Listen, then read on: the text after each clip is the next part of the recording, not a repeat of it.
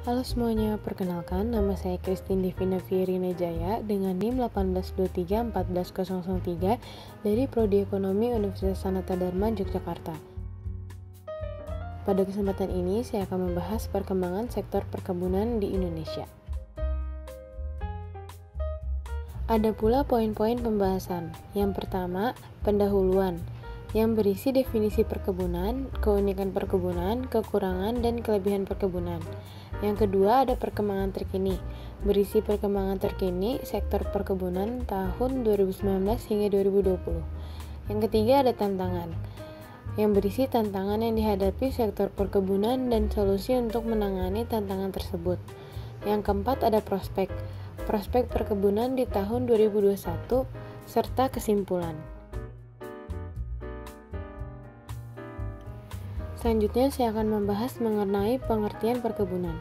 Menurut Undang-Undang Republik Indonesia Nomor 18 Tahun 2004, perkebunan adalah segala kegiatan yang mengusahakan tanaman tertentu pada tanah dan atau media tumbuh lainnya dalam ekosistem yang sesuai, mengolah dan memasarkan barang dan jasa hasil tanaman tersebut dengan bantuan ilmu pengetahuan dan teknologi, permodalan, serta manajemen untuk mewujudkan kesejahteraan bagi pelaku usaha perkebunan dan masyarakat.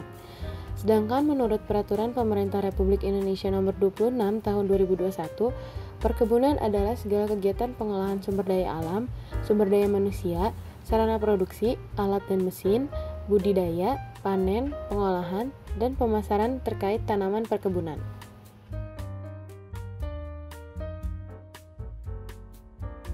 Selanjutnya ada keunikan perkebunan.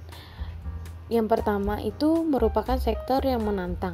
Dapat dikatakan demikian karena sektor perkebunan membutuhkan modal yang tidak sedikit atau membutuhkan modal yang banyak untuk memulai suatu bisnis perkebunan. Kemudian pengetahuan yang dimiliki juga harus mumpuni atau bisa untuk mengembangkan perkebunan ini menjadi perkebunan yang berkelanjutan serta memiliki produk yang berkualitas. Yang kedua, merupakan sektor yang memiliki peluang yang besar. Karena komoditas perkebunan juga semakin dicari oleh industri-industri di Indonesia, maka ini merupakan peluang yang besar untuk pebisnis dalam masuk sektor perkebunan. Selain itu, banyak juga permintaan dari luar negeri dan dari berbagai industri di luar negeri.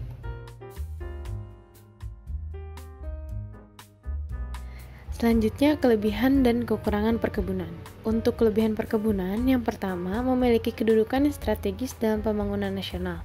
Seperti yang kita tahu, bahwa sektor pertanian termasuk perkebunan memiliki peran untuk meningkatkan perekonomian Indonesia. Yang kedua, sumber pertumbuhan ekonomi daerah. Dapat dikatakan seperti ini karena banyak daerah yang saat ini memiliki lahan perkebunan yang sangat luas. Maka dari itu bisa membantu perekonomian warga setempat dengan bekerja di perkebunan atau bahkan membuka perkebunan rakyat. Yang ketiga, sebagai penyedia investasi. Perkebunan merupakan bisnis yang dapat dikatakan cukup menjanjikan, sehingga perusahaan yang bergerak dalam bidang perkebunan dapat membuka peluang bagi investor lokal maupun investor asing. Yang keempat, penggerak industri lain di sektor perkebunan. Dengan komoditas yang banyak dan berkualitas, maka produk komoditas akan dicari sehingga dapat menjadi penggerak di industri lain, seperti industri perdagangan, industri pengolahan, bahan siap pakai, seperti pabrik minyak kelapa sawit. Ada pula kekurangan. Sebagai kekurangan yang pertama, sumber daya manusia yang kurang memiliki pengetahuan di bidangnya, sehingga banyak usaha perkebunan belum maksimal dalam memproduksi hasil perkebunannya, sehingga produksi komoditas cenderung konstan dan sulit untuk berkembang dan mempengaruhi kualitas produk komoditas tersebut. Yang kedua, keberlangsungan perkebunan bergantung pada iklim dan cuaca. Indonesia merupakan negara yang memiliki iklim dan cuaca yang berubah-ubah. Maka dari itu, jika salah satu perhitungan musim bisa salah, dapat mempengaruhi keberlangsungan produksi komoditas itu sendiri. Selanjutnya saya akan membahas mengenai perkembangan terkini. Yang pertama ada PDB atas harga berlaku tahun 2018 sampai dengan 2020 atas tahun dasar 2010 dalam satuan miliar rupiah. Yang pertama yang dapat kita lihat dari tahun 2018 hingga 2020, ketiga tahun tersebut mengalami kenaikan yang positif. Yang 2018 PDB atas harga berlaku mencapai 489.185,60 miliar rupiah. Dan 2019 mencapai 517.507,80 miliar rupiah. Dan 2020 tetap mengalami peningkatan meskipun adanya pandemi mencapai 560.202,20. Pertumbuhan ini paling besar di antara subsektor pertanian lainnya karena pertumbuhan PDB ini diikuti dengan meningkatnya permintaan komoditas baik dalam luar negeri maupun dalam negeri. Selanjutnya, saya akan membahas laju pertumbuhan PDB atas dasar harga konstan tahun 2018 hingga 2020 atas tahun dasar 2010 dalam satuan persen. Berdasarkan data Kementerian Republik Indonesia, laju pertumbuhan PDB pada 2019 sektor pertanian subsektor perkebunan meningkat dari tahun sebelumnya 2018 yang sebesar 3,83%, tumbuh menjadi 4,56% pada tahun 2019. Pada tahun 2020, PDB sektor pertanian subsektor perkebunan mengalami pertumbuhan sebesar 1,33% dengan komoditasnya yaitu kelapa sawit. Meskipun dalam pandemi ini, subsektor perkebunan tetap berkembang dengan adanya peningkatan permintaan komoditas perkebunan seperti kakao, karet, cengkeh, tembakau, serta peningkatan permintaan luar negeri untuk komoditas olahan kelapa sawit atau CPO. Selanjutnya, saya akan membahas mengenai volume produksi komoditas perkebunan dan luas total lahan komoditas perkebunan. Yang pertama ada kelapa sawit dengan produksi yang meningkat di tahun 2019 hingga 2020. Pada 2019, total keseluruhan produksi kelapa sawit mencapai 47.120,20 ribu ton dan meningkat pada tahun 2020 menjadi 48.296,90 ribu ton. Prospek perkembangan industri kelapa sawit saat ini sangat pesat, di mana terjadi peningkatan baik luas areal maupun produksi kelapa sawit seiring dengan meningkatnya kebutuhan masyarakat. Pada luas lahan kelapa sawit pada tahun 2019 mencapai 14.456,60 ribu hektar dan meningkat pada tahun 2020 menjadi 14.858,30 ribu hektar. Selanjutnya, untuk provinsi penghasil kelapa sawit terbanyak adalah Provinsi Riau, dengan jumlahnya di tahun 2019 mencapai 9.512,90 ribu ton dan di tahun 2020 mencapai 9.984,30 ribu ton. Luas lahan tahun 2019 di Provinsi Riau mencapai 2.741,50 ribu hektar dan di tahun 2020 mengalami peningkatan menjadi 2.853,80 ribu hektar. Kemudian yang kedua ada kelapa. Dengan produksi total tanaman kelapa di tahun 2019 hingga 2020 yang menurun, pada tahun 2019 produksi total tanaman kelapa mencapai 2.839,90 dan menurun menjadi 2.811,90 di tahun 2020. Pada luas lahan, kelapa memiliki total luas 3.401,90 ribu hektar dan menurun juga di tahun 2020 menjadi 3.396,80 ribu hektar. Selanjutnya, provinsi dengan penghasil kelapa terbanyak adalah Riau dengan jumlah produksi 390,70 ribu ton di tahun 2019 dan produksinya di tahun 2020 meningkat menjadi 399,40 ribu ton. Provinsi dengan luas lahan terluas masih dipegang oleh Provinsi Riau. Tentunya selaras dengan jumlah produksi kelapa yang paling banyak dibandingkan provinsi lainnya. Provinsi Riau memiliki luas lahan kelapa sebesar 422,10 ribu hektar di tahun 2019 dan meningkat di tahun 2020 menjadi 425,80 ribu hektar. Kemudian untuk komoditas yang ketiga ada karet dengan produksi yang menurun dari tahun 2019 hingga 2020.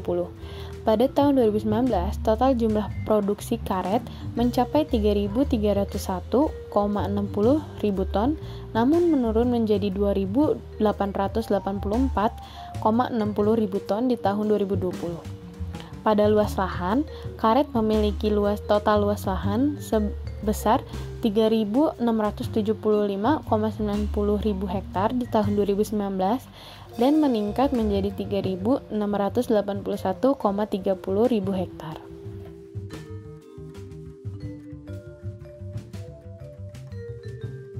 Selanjutnya, untuk provinsi dengan penghasil karet terbanyak adalah Sumatera Selatan, dengan jumlah produksi di 2019 mencapai 944,20 ribu ton, namun mengalami penurunan di tahun 2020 menjadi 804,80 ribu ton. Untuk provinsi yang memiliki jumlah luas lahan terbesar adalah Sumatera Selatan, dengan jumlah luas perkebunan mencapai 863,40 ribu hektar di 2019 dan meningkat menjadi 870,10 ribu hektar di tahun 2020. Provinsi Sumatera Selatan memiliki luas lahan yang besar, selaras dengan produksi komoditasnya yang paling banyak di antara provinsi yang lainnya.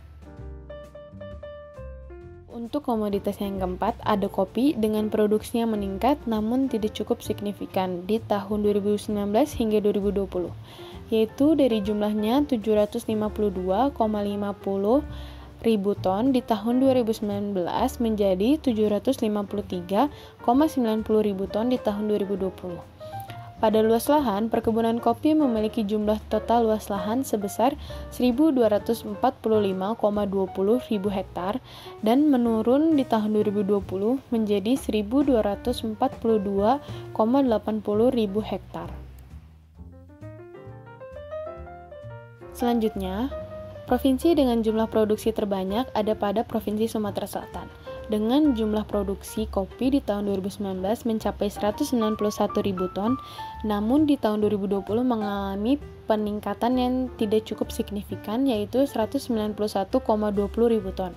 Untuk luas lahan sendiri, di tahun 2019, Provinsi Sumatera Selatan memiliki luas lahan 250,20 ribu hektar, namun tidak mengalami peningkatan di tahun selanjutnya, yaitu tahun 2020. Untuk komoditas yang kelima adalah kakao. Total produksi kakao di tahun 2019 hingga 2020 mengalami penurunan yang cukup signifikan, di mana produksi tahun 2019 mencapai 734,70 ribu ton, namun di tahun 2020 hanya mencapai 713,40 ribu ton.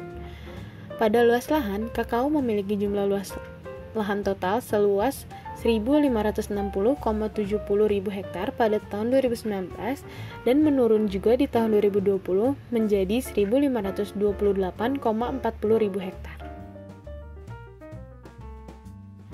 Selanjutnya, provinsi dengan produksi kakao terbanyak adalah Sulawesi Tengah. Di tahun 2019, produksi kakao di Sulawesi Tengah mencapai 128,20 ribu ton, namun menurun di tahun 2020 menjadi 127,30 ribu ton. Untuk luas lahan, di Sulawesi Tengah memiliki luas lahan kakao mencapai 279,30 ribu hektar di tahun 2019 dan di tahun 2020 mengalami peningkatan sedikit menjadi 279,40 ribu hektar. Untuk komoditas yang keenam adalah produksi tebu. Total produksi tebu pada tahun 2019 hingga 2020 mengalami penurunan yang cukup signifikan, yaitu pada 2019 mencapai 2.227.000 ton dan menurun menjadi 2.130,70 ribu ton pada tahun 2020.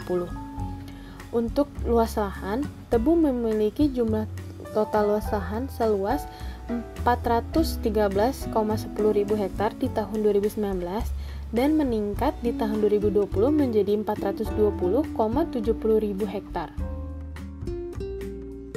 Untuk provinsi dengan jumlah produksi tebu terbanyak adalah Provinsi Jawa Timur. Provinsi ini juga mengalami penurunan jumlah produksi dari 1050,90 ribu ton di tahun 2019 menjadi 979 ribu ton di tahun 2020. Untuk luas lahan di 2019, Jawa Timur memiliki 176,90 ribu hektar dan meningkat di tahun 2020 menjadi 182,40 ribu hektar. Hal ini selaras dengan banyaknya produksi tebu di Jawa Timur dibandingkan provinsi-provinsi lainnya. Yang ketujuh adalah produksi teh, di mana produksi tahun 2019 hingga 2020 mengalami penurunan. Pada tahun 2019, produksi teh mencapai 129,90 ribu ton, dan di 2020 hanya mencapai 127,90 ton. Untuk luas lahan tanaman teh mengalami peningkatan dari tahun 2019 hingga 2020. Di tahun 2019 hanya memiliki 111,10 ribu hektar, dan di tahun 2020 mencapai 112,70 ribu hektar. Untuk provinsi dengan penghasil teh terbanyak adalah Jawa Barat. Produksi di tahun 2019 mencapai 90,30 ribu ton, dan menurun di tahun 2020 menjadi 88,30 ribu ton. Untuk luas lahan di tahun 2019 mencapai 87,50 ribu hektar, dan menurun juga menjadi 87,40 ribu hektar di tahun 2020. Untuk komoditas yang terakhir atau yang ke-8 adalah tembakau. Produksi tembakau di tahun 2019 hingga 2020 juga mengalami penurunan. Di tahun 2019, produksi tembakau mencapai 269,80 ribu ton. Namun di tahun 2020 mencapai 261,40 ribu ton. Untuk luas lahan tanaman tembakau di tahun 2019 hingga 2020 juga mengalami penurunan. Di tahun 2019, luas total lahan tanaman tembakau mencapai 234,60 ribu hektar, dan di 2020 hanya mencapai 229,80 ribu hektar. Untuk provinsi dengan penghasil tembakau terbanyak adalah Provinsi Jawa Timur. Di tahun 2019, produksinya mencapai 132,60 ribu ton, dan di tahun 2020 mengalami peningkatan menjadi 136 ribu ton. Untuk luas lahan di tahun 2019, Jawa Timur memiliki 121,70 ribu hektar, dan di tahun 2020 mengalami peningkatan juga menjadi 123,10 ribu hektar. Hal ini selaras dengan banyaknya produksi di Jawa Timur dibandingkan provinsi-provinsi lainnya yang ada di Indonesia. Selanjutnya, saya akan membahas mengenai perkebunan rakyat. Perkebunan rakyat adalah perkebunan yang dikelola oleh rakyat secara mandiri dan pengelolaannya bersifat tradisional. Ada pula jenis perkebunan rakyat sendiri memiliki beberapa komoditas tanaman tahunan dan juga tanaman musiman. Untuk saat ini saya akan membahas mengenai produksi perkebunan rakyat menurut tanaman tahunan. Itu ada karet, kelapa, minyak kelapa sawit, inti sawit, kopi, kakao, teh, kapuk, jambu mete, pala, kayu manis, kemiri, pinang, lada, vanili, dan juga cengkeh. Untuk jumlah produksi di tahun 2019 sendiri, tanaman tahunan dengan jumlah terbanyak adalah minyak kelapa sawit dengan total mencapai 15.296,80 ribu ton. Kemudian produksi karet yang mencapai 3.111,30 ribu ton. Yang ketiga ada produksi inti sawit sebanyak 3.059,40 ribu ton. Keempat, ada produksi kelapa dengan 2.807,90 ribu ton. Kelima, ada produksi kakao dengan jumlah produksi mencapai 751,70 ribu ton. Keenam, ada produksi kopi dengan jumlah produksi mencapai 727,70 ribu ton. Kedelapan, ada produksi komoditas jambu mete dengan total sebanyak 147,60 ribu ton.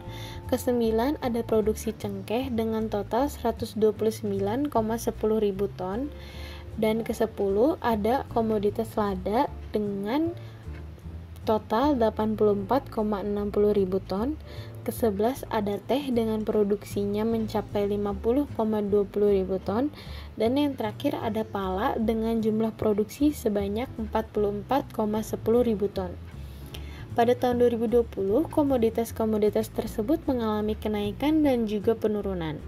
Komoditas kelapa sawit mengalami kenaikan menjadi 16.310,80 ribu ton. Diikuti komoditas inti sawit yang mengalami kenaikan menjadi 3.262,20 ribu ton. Kemudian kopi mengalami kenaikan menjadi 745,30 ribu ton, dan cengkeh yang mengalami kenaikan walaupun tidak signifikan menjadi 139,10 ribu ton, serta lada yang mengalami kenaikan menjadi 84,60 ribu ton. Ada pula komoditas yang mengalami penurunan seperti produksi karet yang menjadi 2.533,50 ribu ton, kemudian kakao yang mengalami penurunan menjadi 708,60 ribu ton, kemudian ada komoditas teh yang mengalami penurunan menjadi 49,70 ribu ton, kemudian jambu mete menjadi 157,40 ribu ton. Komoditas pala mengalami penurunan walaupun tidak signifikan menjadi 40,50 ribu ton. Ada pula tanaman tahunan yang belum memberikan kontribusi pada perkebunan secara besar, yaitu kapuk, kayu manis, kemiri, pinang, dan juga vanili. Untuk jenis perkebunan rakyat yang merupakan tanaman musiman terdiri dari gula tebu, tembakau, sereh wangi, jarak kepiar, dan juga nilam. Pada 2019, jumlah produksi terbanyak berasal dari gula tebu yang mencapai 1.275,10 ribu ton dan tembakau yang mencapai 195,30 ribu ton, serta nilam sebanyak 1,90 ribu ton. Pada tahun selanjutnya, yaitu tahun 2020, ketiga komoditas ini mengalami penurunan dalam jumlah produksi seperti gula tebu yang menjadi 1.155,10 ribu ton, kemudian tembakau yang menjadi 261,40 ribu ton, dan nilam yang mengalami kenaikan menjadi 2,10 ribu ton. Untuk tanaman musiman sereh wangi dan juga jarak kepiar belum memberikan kontribusi yang besar untuk perkebunan. Selanjutnya, saya akan membahas mengenai tenaga kerja yang bekerja di sektor perkebunan. Ada 2 kriteria, yaitu berdasarkan kelompok umur dan juga berdasarkan tingkat pendidikan. Pada tingkat kelompok umur di tahun 2019 hingga 2020, pekerja berusia 15 tahun ke atas meningkat, baik di bulan Februari 2019 atau Agustus 2019 hingga Februari 2020 atau Agustus 2020. Selanjutnya, untuk berdasarkan tingkat pendidikan, dapat dilihat di tahun 2019 hingga 2020, paling banyak lulusan tingkat pendidikan adalah lulusan sekolah dasar atau SD, dan yang paling sedikit adalah lulusan SMA atau sekolah menengah atas. Selanjutnya, saya akan membahas mengenai tantangan dan solusi. Yang pertama, menurut Direktur Pangan dan Pertanian Bappenas mengatakan bahwa permasalahan perkembangan perkebunan di Indonesia saat ini adalah yang pertama itu budidaya tanaman yang masih terbatas pada komoditas utama atau konvensional. Seperti yang kita ketahui, komoditas utama perkebunan di Indonesia didominasi oleh kelapa sawit, kopi, teh, kakao, karet, tembakau, tebu, dan kopi. Jarang ada yang menanam tanaman jenis kina. Biasanya kina ini ditanam sendiri oleh para petani lokal dan jumlahnya pun tidak terlalu banyak. Dan yang kedua, usaha tani perkebunan masih diusahakan secara monokultur. Maksudnya, menanam komoditas di suatu lahan hanya dengan satu jenis komoditasnya saja. Yang ketiga, Produktivitas tanaman perkebunan umumnya masih di bawah potensi. Hal ini berkaitan dengan pengetahuan yang masih kurang dari petani ataupun perusahaan, sehingga berpengaruh juga pada mutu produksi perkebunan yang masih rendah, karena kurangnya didukung oleh unit pengolahan yang efisien dan terbatas. Yang terakhir, selain itu sifat komoditas perkebunan itu sangat kredibel. Artinya, komoditas ini diperdagangkan secara internasional. Faktor yang mempengaruhi harga komoditas perkebunan pun bukan sekedar permintaan dan juga penawaran, tapi juga spekulator. Spekulator menonjol yang menyebabkan fluktuasi harga secara tajam dan berakibat pada ketidakpastian harga, sehingga akan membahayakan kelangsungan usaha komoditas premier dan juga usaha produk olahan serta kesulitan dalam perencanaan langsung. Untuk tantangan yang kedua, menurut Kementerian Pertanian, perkembangan sektor pertanian dan subsektor perkebunan adalah yang pertama, tingkat kesadaran pelaku usaha, pekebun atau perusahaan terhadap penerapan prinsip pembangunan berkelanjutan masih terbatas. Yang kedua, masih terbatasnya infrastruktur dan metode yang akan menjadi acuan untuk mendukung pembangunan perkebunan berkelanjutan. Hal ini sangat menjadi tantangan karena ketahanan pangan dan gizi ke depannya akan mengalami semakin berat diikuti dengan pertumbuhan populasi penduduk yang semakin banyak, sehingga perkebunan berkelanjutan ini dapat dilakukan ke depannya dengan baik. Setelah mengetahui tantangan, kemudian ada pula solusi untuk menangani tantangan tersebut.